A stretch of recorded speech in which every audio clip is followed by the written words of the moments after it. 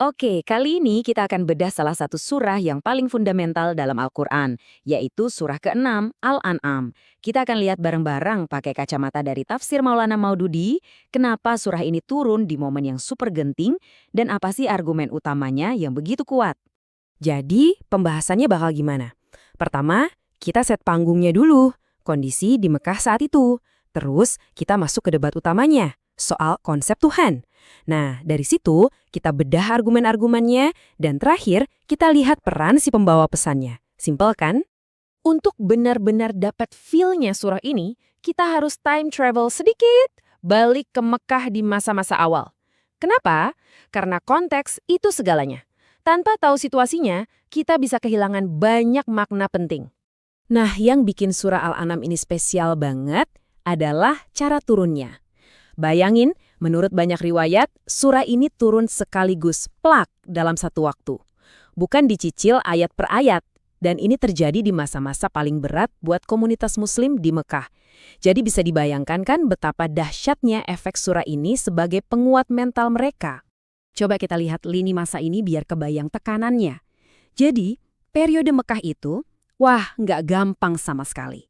Awalnya dakwahnya diam-diam, terus mulai terbuka, dan disitulah penganiayaan dimulai. Puncaknya, fase ketiga, di mana mereka diboikot total. Nggak boleh ada jual-beli, nggak boleh ada pernikahan, benar-benar dikucilkan. Nah, di tengah suasana super tegang inilah, surah Al-An'am turun. Oke, sekarang kita masuk ke intinya, jantung dari surah ini. Surah Al-An'am ini ibaratnya head-to-head langsung sama sistem kepercayaan yang udah mendarah daging di Mekah waktu itu. Ini bukan cuma debat teologi biasa loh. Ini revolusi cara berpikir. Nah, ini dia pertempuran idenya. Di satu kubu ada tauhid. Tuhan itu cuma satu. Dia pencipta, pengatur, semuanya. Gak perlu perantara. Di kubu lain ada syirik. Mereka percaya sih ada Tuhan utama, tapi mereka juga percaya ada Tuhan-Tuhan kecil, roh atau perantara lain yang juga harus disembah. Nah, surah Al-An'am ini datang untuk ibaratnya membongkar fondasi pemikiran syirik sampai ke akar-akarnya. Dan cara surah ini membantahnya itu lengkap banget, paket komplit. Isinya apa aja? Jelas, bantahan buat syirik, penguatan konsep tauhid, penjelasan tentang hari akhir, terus menjawab semua keberatan dan keraguan kaum kafir.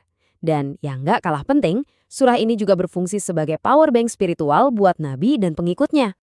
Terus, gimana caranya surah ini membangun argumennya? Logikanya kayak apa sih? Yuk kita bedah bareng-bareng. Argumen pertamanya itu keren banget. Dimulai dari ayat paling awal. Surah ini nggak langsung nyuruh atau ngelarang, tapi justru dibuka dengan pujian. Pujian kepada siapa? Kepada Tuhan sebagai pencipta segalanya. Nah, disinilah letak jebakan logisnya.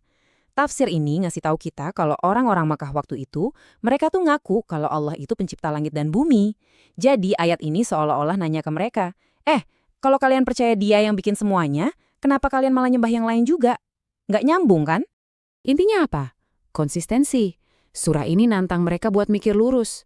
Simpel aja logikanya. Kalau penciptanya cuma satu, ya yang disembah harusnya satu juga dong. Masuk akal kan? Oke, argumennya nggak berhenti di situ. Setelah ngomongin soal penciptaan, sekarang fokusnya geser. Geser kemana? Ke kedaulatan mutlak Tuhan. Di ayat-ayat selanjutnya, digambarkanlah sifat-sifat Tuhan yang benar-benar nggak ada tandingannya. Dia tahu segalanya, yang kelihatan maupun yang enggak. Dia yang menetapkan rahmat buat dirinya sendiri, dan dia yang punya kuasa penuh atas hari kebangkitan. Coba deh pikir, sifat-sifat kayak gini apa ada di Tuhan-Tuhan lain yang mereka sembah? Jelas nggak ada. Jadi, kesimpulannya nusuk banget, argumennya jelas, yang layak disembah itu ya cuma dia yang punya kuasa dan pengetahuan absolut. Titik. Sesembahan-sesembahan lain itu ibaratnya nggak lolos kualifikasi. Jadi menyembah mereka itu ya nggak logis sama sekali. Oke, kita udah bahas argumen tentang Tuhan. Tapi surah ini nggak cuma ngomongin itu. Ada satu lagi misi pentingnya, meluruskan pemahaman tentang peran seorang Rasul. Biar orang-orang nggak salah kaprah soal Nabi Muhammad. Ingat kan tadi kita bahas situasinya kayak apa? Penuh tekanan, penuh penolakan. Nah, disinilah fungsi lain surah ini. Dia jadi semacam obat kuat spiritual. Meyakinkan Nabi dan para sahabatnya yang jumlahnya masih sedikit itu, kalian nggak salah jalan, teruslah berjuang, walau berat. Dan untuk meluruskan ekspektasi, Surah ini seolah-olah meminta Nabi untuk bilang dengan jelas, saya nggak punya harta karun Tuhan, saya nggak tahu hal gaib, saya bukan malaikat, saya cuma manusia biasa yang ngikutin wahyu. Tujuannya apa? Supaya orang fokus ke pesannya, bukan ke pembawanya. Pesan itu yang penting, bukan kesaktian pembawanya. Nah, kutipan tafsir ini benar-benar merangkum poin tadi.